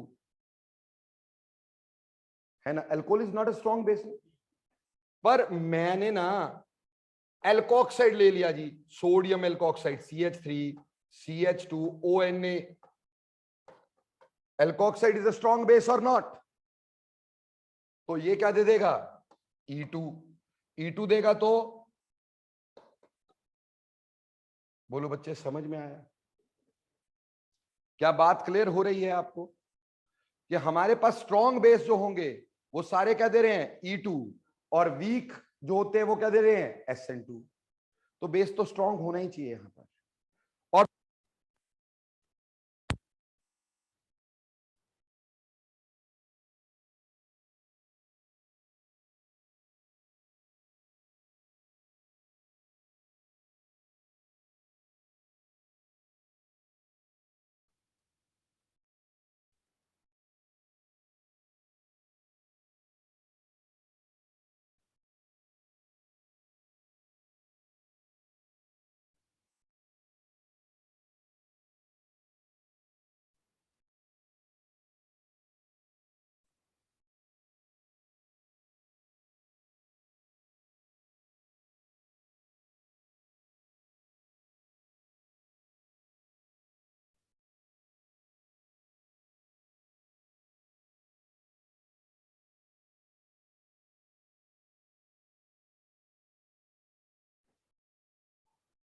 सो मेरे प्यारे बच्चों, हमने बोला concentration of reagent should be more, क्योंकि कंसंट्रेशन बढ़ाने से रेट तो बढ़ेगा बढ़ेगा, क्योंकि हम अभी पढ़ चुके हैं कि रेट जो होगी E2 की that is equal to K into RX into concentration of base. तो अगर बेस ज्यादा होगा तो रेट तो ज्यादा होगा ही, एक बात ये हो गई क्लियर। दूसरी बात ये, अगर बेस ज्यादा होगा तो ज्यादा H पे अटैक भी कर पाएगा, है ना, ज्यादा आसानी से H निकाल सकेगा, इसलिए concentration of reagent should be move. तो बोलो क्लियर है ये? तो रिएजेंट भी होगा। रिएजेंट के बाद अगली कहानी क्या होती है दोस्तों हमारे पास? तीसरी बात होती है सॉल्वेंट। अब सॉल्वेंट हो तो कैसा हो? सॉल्वेंट हो तो कैसा हो बेटा? ऑब्वियसली ये E2 है ना, तो E2 में इतना स्ट्रॉन्ग हमारे को प्रोटिक मीडियम नहीं चाहिए, less polar solvent can be used. ठीक, तो यहां पे less polar solvents can be used, solvents which may be aprotic,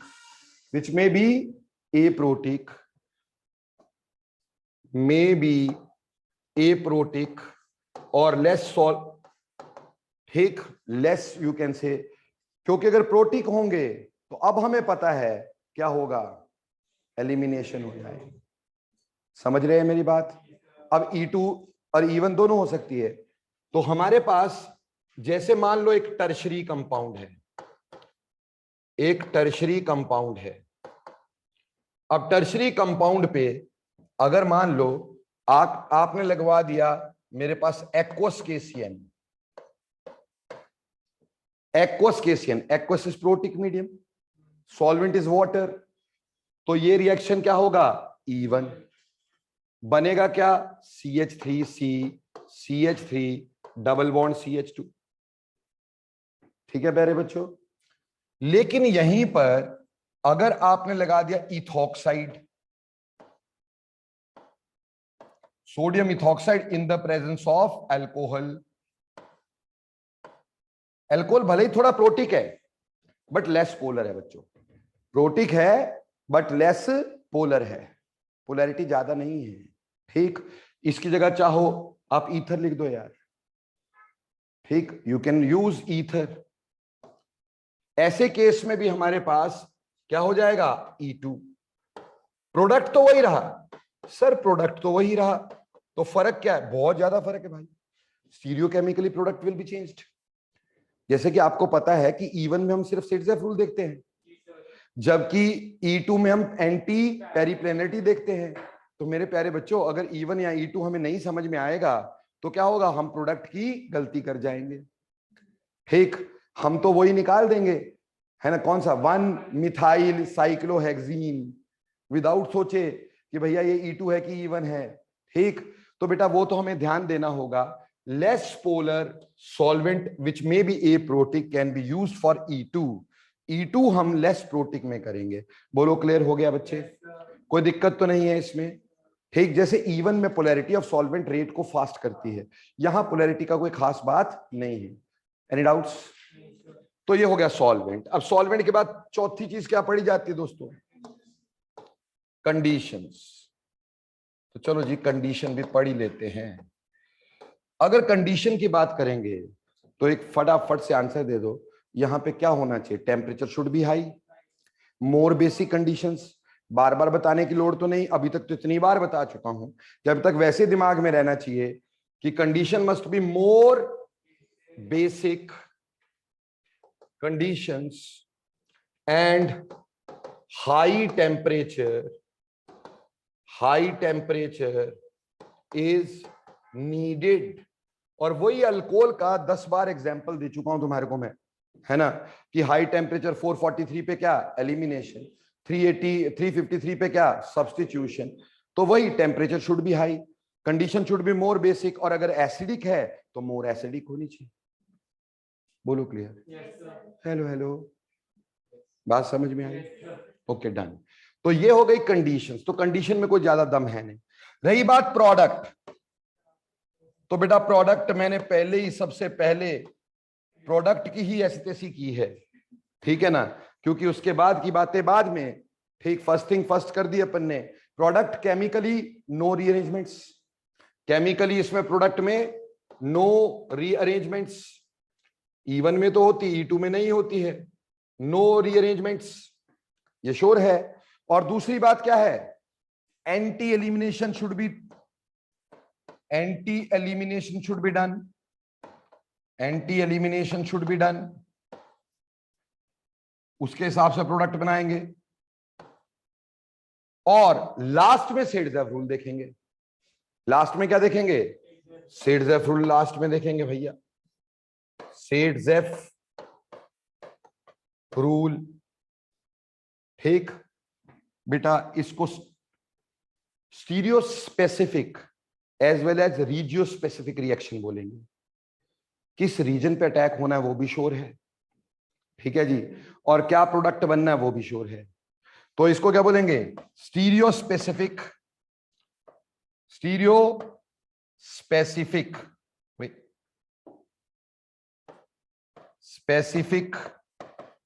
as well as regio specific. बेटा पिछली बार रीजियो सिलेक्टिव बात बताई थी, रीजियो सिलेक्टिव का मतलब अगर दो जगह अटैक होना हो उसमें से मेजर कौन सा है, वो रीजियो सिलेक्टिव होता है। यहां अटैक ही एक जगह होना है तो रीजियो स्पेसिफिक है, दूसरी जगह अटैक ही नहीं होना है।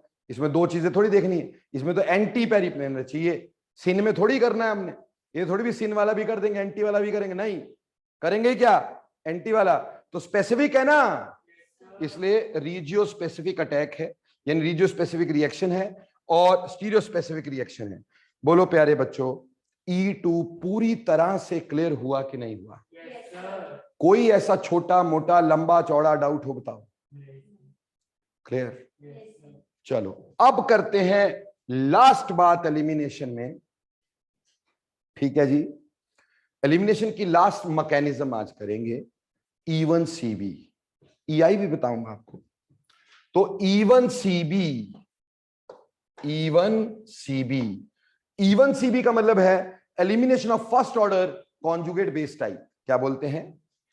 Elimination of first order conjugate base type, elimination of first order that is conjugate base type.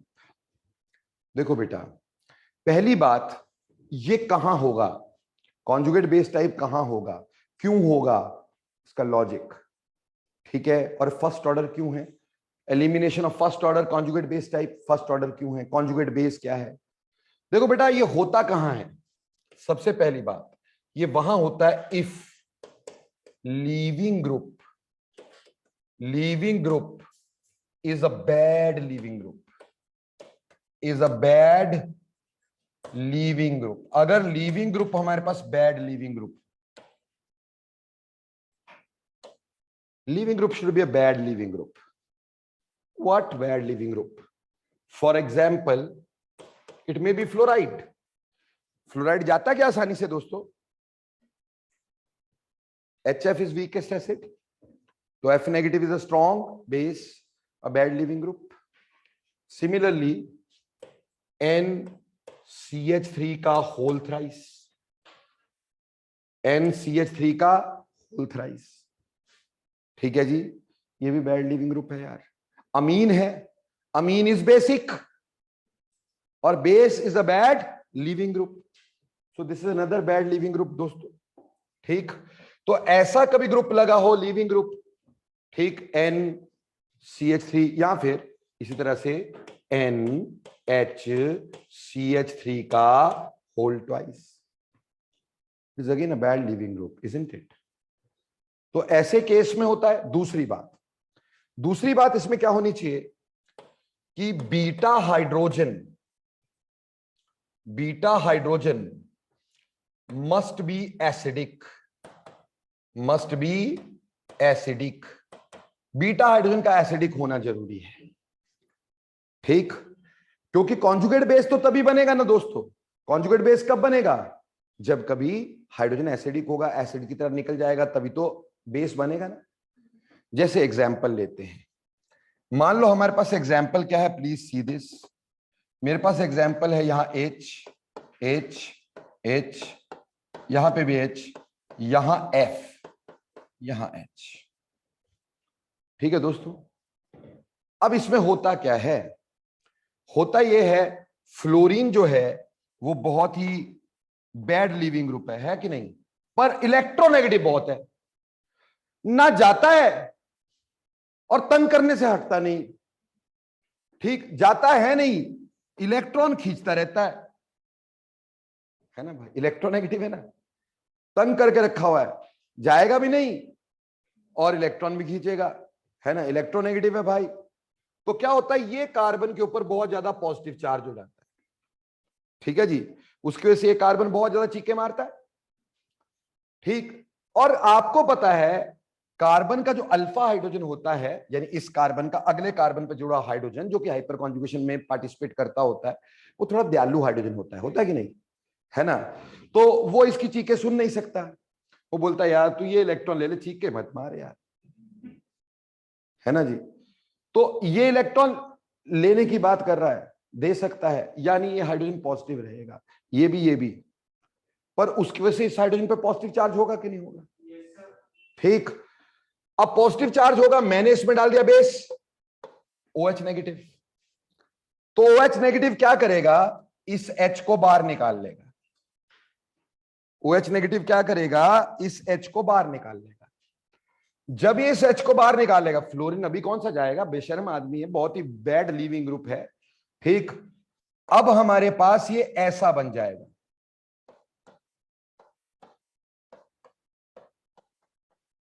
और ये बन गया अनायन, क्योंकि H पॉजिटिव गया ना बेटा, H देने के बाद क्या बनता है, कॉन्जुगेट बेस, बन गया कॉन्जुगेट बेस, तो ये बन गया कॉन्जुगेट बेस, बोलो क्लियर हो गया कि नहीं हो गया बच्चों? कॉन्जुगेट बेस बन गया। अब ऑब्वियसली ये इलेक्ट्रॉन यहां देगा, तो ये फ्लोरीन को इलेक्ट्रॉन देगा, मुंह पे मारेगा, भाग जाए, यहां से तंग करके रखा हुआ है ना भाई, ना जाता ना जाने देता। ठीक, अब जा करके हमारे पास क्या होगा, यहां पे CH2 डबल बॉन्ड CH2 और F नेगेटिव बाहर। तो बेटा इस रिएक्शन में हमारे पास बीच में कॉन्जुगेट बेस बना है। ठीक, अब बेटा देखो, बेसिकली तो देखा जाए इस पे रेट डिपेंड कर रहा है, H तो जाएगा ही जाएगा, उस पर थोड़ी डिपेंड करेगा, मर्जी तो इसकी है। अगर ये निकलेगा, है ना, तो ये स्लो स्टेप कौन सा हो गया, स्लो स्टेप ये हो गया भाई, हाइड्रोजन का निकलना स्लो हो गया कि ये ज्यादा स्लो हो गया, ये ज्यादा स्लो हो गया भाई। ठीक, तो ऑब्वियसली ये RDS, तो रेट इस कॉन्जुगेट बेस पे डिपेंड की, है ना जी, और एक ही चीज पे डिपेंड की, तो फर्स्ट ऑर्डर हुआ कि नहीं? फर्स्ट ऑर्डर भी हुआ, और किस पे, कॉन्जुगेट बेस पे। तो भैया इसलिए बोला इसको E1CB, फर्स्ट ऑर्डर लेकिन डिपेंडिंग अपॉन कॉन्जुगेट बेस। तो बेसिकली ये इस बात पे डिपेंड करेगा यहां पे लीविंग ग्रुप कैसा है, और दूसरी बात इस बात पे डिपेंड करेगा कि एच कैसा। देखो बेटा, इसकी रेट्स में बहुत ज्यादा फर्क नहीं होता है, ये मैं पहले क्लियर कर देता हूं। कई बुक्स इसी को रेट डिटरमिनिंग स्टेप बोल देती है, ठीक। बट एच तो कोई भी एसिडिक हो सकता है बेटा, है ना। जब तक लीविंग ग्रुप नहीं निकलेगा तब तक हमारे पास क्या होगा, एलिमिनेशन कंप्लीट नहीं होगी, ठीक है बच्चे। इसलिए मैं तो इसी को ही बोलूंगा कि ये आपका स्लो स्टेप है, इसलिए रेट इस पे डिपेंड करेगी, इस इंटरमीडिएट पे। हालांकि ये इंटरमीडिएट है। ऐसा क्यों बोलते कि रेट इस पे डिपेंड करेगी, हम क्यों इसको नहीं लेते इसमें, क्योंकि बेटा देखो रेट कभी इंटरमीडिएट पे डिपेंड हम करवाते नहीं, याद है ना। तो ये इंटरमीडिएट है, उस पर रेट डिपेंड करवाते नहीं है, इसलिए हम इसको लिख देते हैं। इसलिए हम ये नहीं लिखते कि OH पे डिपेंड कर रहा है ना, इसके ऊपर लिख देते हैं। But actually rate leaving group के निकलने पे डिपेंड कर रही है यहाँ पर क्योंकि रेट को कभी भी आप इंटरमीडिएट पे नहीं लिखते हो, इसलिए मैंने यहां पे रेट उसका नहीं लिखा है, उसका रेट इस पे डिपेंड करवा दिया है। बोलो क्लियर, कंसंट्रेशन इस पे डिपेंड करवा दी है, ठीक है जी, कि कंसंट्रेशन तो इसकी बढ़ाओ तभी ये बढ़ेगा, क्योंकि इंटरमीडिएट पे कभी रेट डिपेंड नहीं करेगी। तो हम ये नहीं बोल सकते कि रेट इस पे लिख दे, इसलिए बेटा लोग इसको RDS नहीं मान के चलते, ये एक पूरा एक स्टेप मान के चलते हैं, पूरा एक स्टेप मान के चलते हैं। पर OH क्यों नहीं लेते, क्योंकि बेसिकली बेटा हमारे पास इस बात पे डिपेंड करेगा कि लीविंग ग्रुप कैसे निकला। बोलो अच्छे से क्लियर। और क्यों इसको कॉन्जुगेट बेस बोला, ये समझ में आया। फर्स्ट ऑर्डर क्यों बोला, क्लियर है, ये कहां होता है समझ में आ गया। अब चलो थोड़ा सा एक और एग्जाम्पल लेते हैं अपन लोग, ठीक है जी। और ये एग्जाम्पल मैंने लिया CH3 CH2 CHF CH3। बेटे जहां हमने F देख लिया वहां तो हमें समझ में आ ही गया कि कॉन्जुगेट बेस टाइप है, ये तो समझ में आ ही गया कि कॉन्जुगेट बेस टाइप है, ठीक है जी। अब इसको आप एलिमिनेट करना चाह रहे हो, मान लो अल्कोहलिक KOH लगाते हो या कोई भी ऐसी चीज लगाते हो जिससे ये एलिमिनेट हो सके, ठीक है जी। हमें पता है पहले फ्लोरीन जाना ही नहीं है, ठीक है, पहले का जाना है हाइड्रोजन, और वो भी कौन सा, बीटा हाइड्रोजन। मस्त बात देखना, इससे आगे बहुत कुछ मिलेगा। अब देखो ये भी बीटा और ये भी बीटा, दोनों बीटा। अब दोनों बीटा हैं, ठीक, पर कौन सा हाइड्रोजन जाएगा, बेटा जो हाइड्रोजन ज्यादा एसिडिक होगा। अब ये बताओ इन दोनों में से ज्यादा एसिडिक हाइड्रोजन कौन सा है, इस पे तो ये वाला ग्रुप लग गया प्लस साई वाला, तो ये हाइड्रोजन कैसे होंगे, लेस एसिडिक। क्या इस पे भी कोई लगा है भाई, तो ये क्या होंगे, मोर एसिडिक। तो प्यारे प्यारे से बच्चों कौन सा जाएगा, ये वाला। इसलिए यहां पे भी सेट्सवेप रूल गया तेल लेने, यहां पे हमारे पास मोर एसिडिक हाइड्रोजन देखा जाएगा।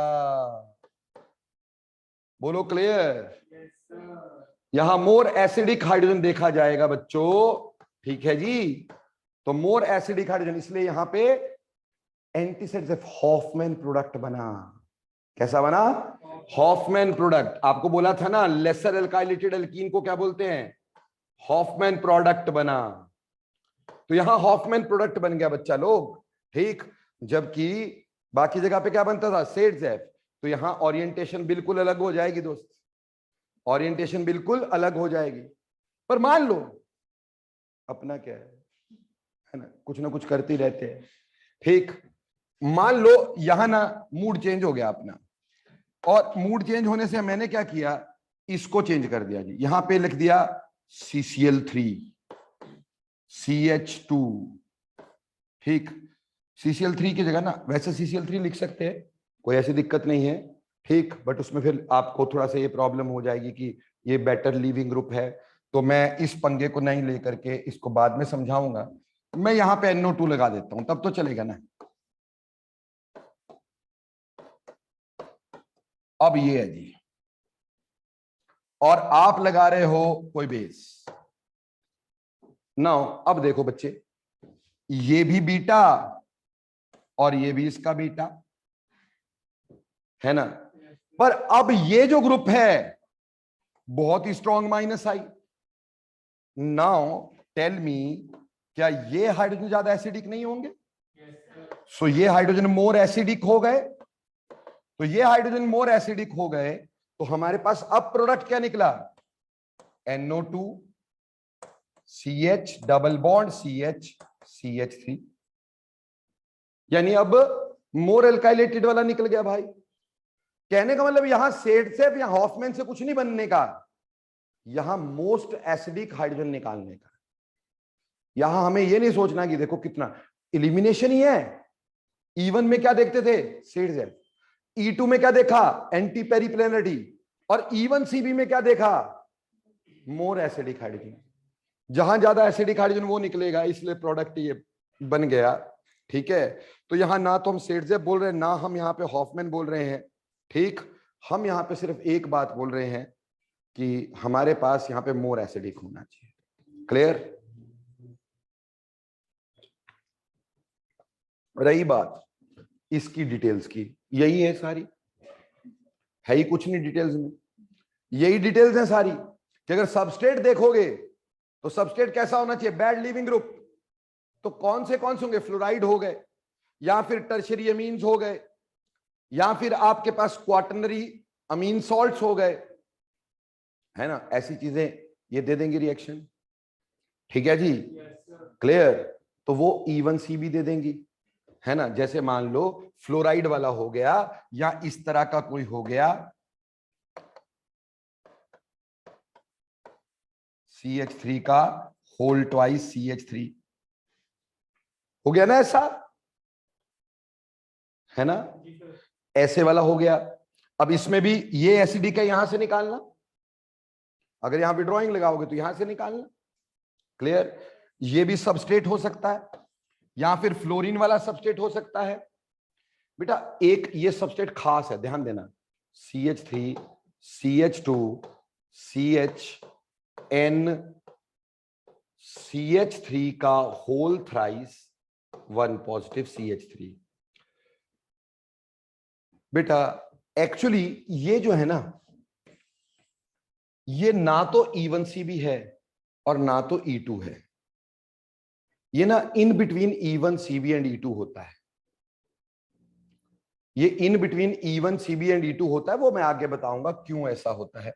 ना प्योरली ये E1CB, क्यों? उसमें कॉन्जुगेट बेस नहीं बनता, पर इसका रिएक्शन वैसे ही होता है। इसमें कॉन्जुगेट बेस में पहले H निकलता है और फिर लीविंग ग्रुप निकलता है, इसमें H और लीविंग ग्रुप साइमल्टेनियसली निकलता है। तो स्टेप E2 की तरह, लेकिन इसमें मोर एसिडिक हाइड्रोजन जाता है।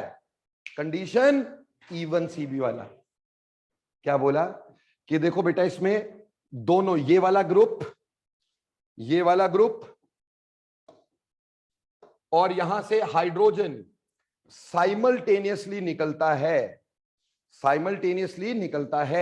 तो ये E1CB तो नहीं हुआ। E1CB में तो पहले कॉन्जुगेट बेस बनेगा, यहां बना ही नहीं, कॉन्जुगेट बेस नहीं बना, साइमल्टेनियसली निकल रहा है। तो साइमल्टेनियसली तो E2 में निकलता था, एक साइड से H, दूसरी साइड से लीविंग ग्रुप, है ना? बट वहां हम एसिडिक हाइड्रोजन नहीं देखते थे, वहां तो हम क्या देखते थे? एंटी पेरिप्लेनरिटी देखते थे, यहां सेडसेफ रूल देखते थे, और यहां पे हमें एसिडिक हाइड्रोजन देखना है। ठीक, तो बेटा एक कंडीशन किसकी है? E1CB की। एक कंडीशन किसकी है? E2 की। तो ये जो है ना, जहां पे पॉजिटिव वाला, ये 3 अल्काइल ग्रुप का N पॉजिटिव लगा है, ठीक, ये in between E1CB and E2 रहता है, ना प्योरली E2 है ना प्योरली E1CB है। ठीक, बट एनी हाउ आपको E1CB का सबस्ट्रेट समझ में आ गया बेटा? क्लियर हो गया कि नहीं हो गया? कोई भी मुश्किल हो इसमें? ठीक, दूसरी बात, उसके बाद क्या देखते हैं? रिएजेंट।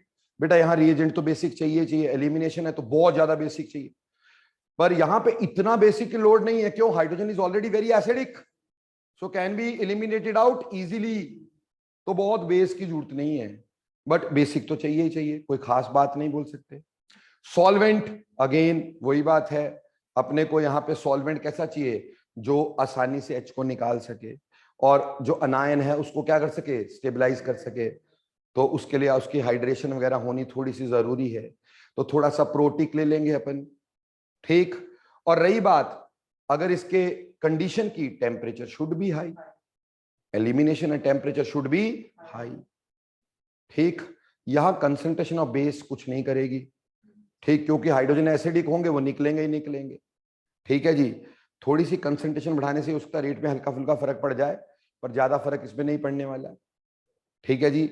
और रही बात product, product is seen by be seeing acidic hydrogen, clear? तो ये इसकी कहानी है। तो E1 CB भी क्लियर हुआ? तो बेटा 3 तरह की एलिमिनेशन करवाई सर ने, E1, E2, E1 CB। तो प्लीज नेक्स्ट टाइम ना आप ये तीनों के तीनों पढ़ करके आना, क्योंकि बेटा अब हम एलिमिनेशन करेंगे, ठीक। अभी मैकेनिज्म करवाए, तुम्हें पता नहीं है यार बच्चों क्या करवा रहा हूं मैं, ठीक है ना, क्योंकि लोगों ने जितने में अल्काइलाइड पूरा किया होगा ना बेटा, ठीक, उतने में तो मैंने सिर्फ तुम्हें SN1 SN2 बताया है, ठीक। बहुत मेहनत कर रहा हूं, अगर आप मेहनत करेंगे तो, ठीक।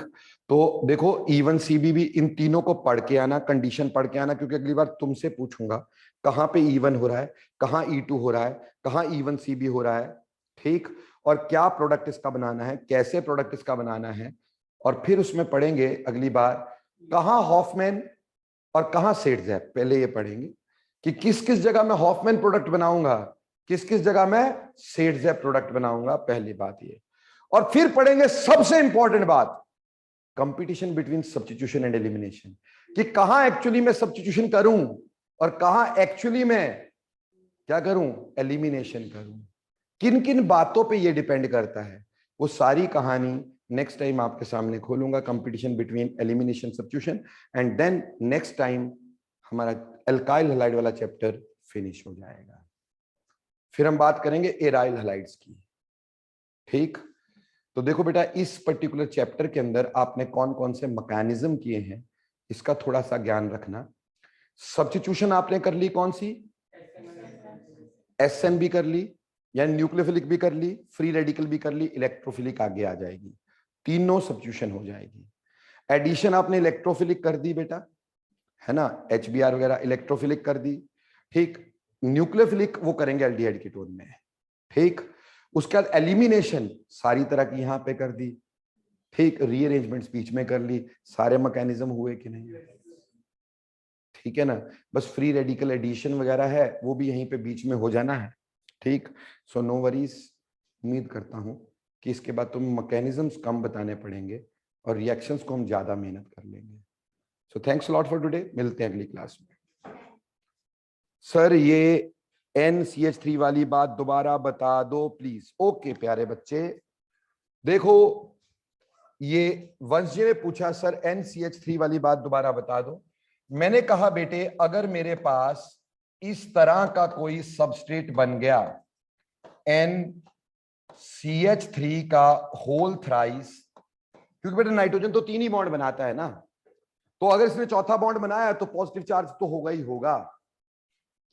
अब इसमें प्यारे बच्चे क्या है कि अगर इसका लीविंग ग्रुप देखेंगे, यानी इसको बाहर निकालेंगे, तो हमारे पास लीविंग ग्रुप ये आया CH3 CH2 CH1 positive CH3, और लीविंग ग्रुप निकला NCH3 CH3 CH3। बोलो क्लियर प्यारे बच्चे, है ना। And it is the base, tertiary amine which is the strong base. Strong base is the bad leaving group, ये बैड लीविंग ग्रुप है, this is a bad leaving group, ये एक bad leaving group है प्यारे बच्चों। तो obviously ये पहले नहीं निकल सकता, बैड लीविंग ग्रुप है क्योंकि बेस है तो पहले नहीं निकल सकता ये, और कार्बोकेटायन ऐसे बनेगा नहीं इसमें, ठीक। नहीं तो ये तो E1 CB हो जाएगा। मैंने कहा ऐसे नहीं होता। इसमें क्या होता है कि हमारे पास ये है, अब यहां पे OH नेगेटिव इसको बाहर निकालेगा, यहां के इलेक्ट्रॉन यहां आएंगे और फिर ये बाहर निकलेगा। and thus the product is CH3 CH2 CH double bond CH2 and water is given out as well as NCH3 का whole thrice is given out. Clear? पर प्यारे बच्चे यहां पे हाइड्रोजन तो ये भी हो सकता था, बट ये हाइड्रोजन लेस एसिडिक है, बेस इसको नहीं निकाल पाएगा. ये हाइड्रोजन मोर एसिडिक है, इसको ज्यादा निकालेगा. तो एक साइड कंडीशन हमारे पास कैसी है कि ये ज्यादा एसिडिक चाहिए, जो कंडीशन किसकी होती है, E1 CB की. बट साइमल्टेनियसली क्लीवेज और यहां पे क्लीवेज हो रही दोनों बॉन्ड्स की, साइमल्टेनियसली दोनों निकल रहे हैं, जो कि E2 को तरफ बताता है. इसलिए इसका मैकेनिज्म ना तो E1 है प्योर, ना तो E2 है प्योरली, ना प्योरली E1 CB है, इन बिटवीन है. बोलो वंश, अब समझ में आया पुत्र? और किसी का कोई भी डाउट हो प्लीज डू आस्क.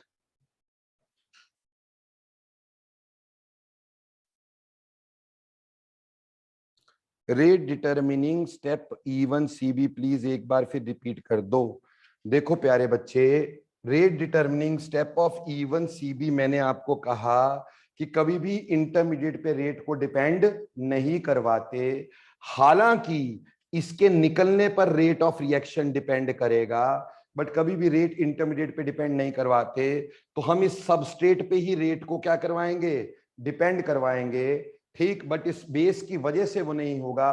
बेस कैसा भी होगा, एसिडिक हाइड्रोजन तो निकलेगा ही निकलेगा, इसलिए बेस के ऊपर डिपेंड नहीं कर रहा है, सिर्फ इसी पे कर रहा है. इसलिए फर्स्ट ऑर्डर रिएक्शन है और ये कॉन्जुगेट बेस पे डिपेंड करता है, इसलिए इसको कॉन्जुगेट बेस टाइप बोलते हैं. बोलो भैया जैके, वो भी समझ में आया कि नहीं आया? और किसी को कोई डाउट है पूछ सकते हैं राइट नाउ. चलिए, थैंक्स अ लॉट. मिलते हैं next time with a very very good things. ठीक, थैंक यू जी.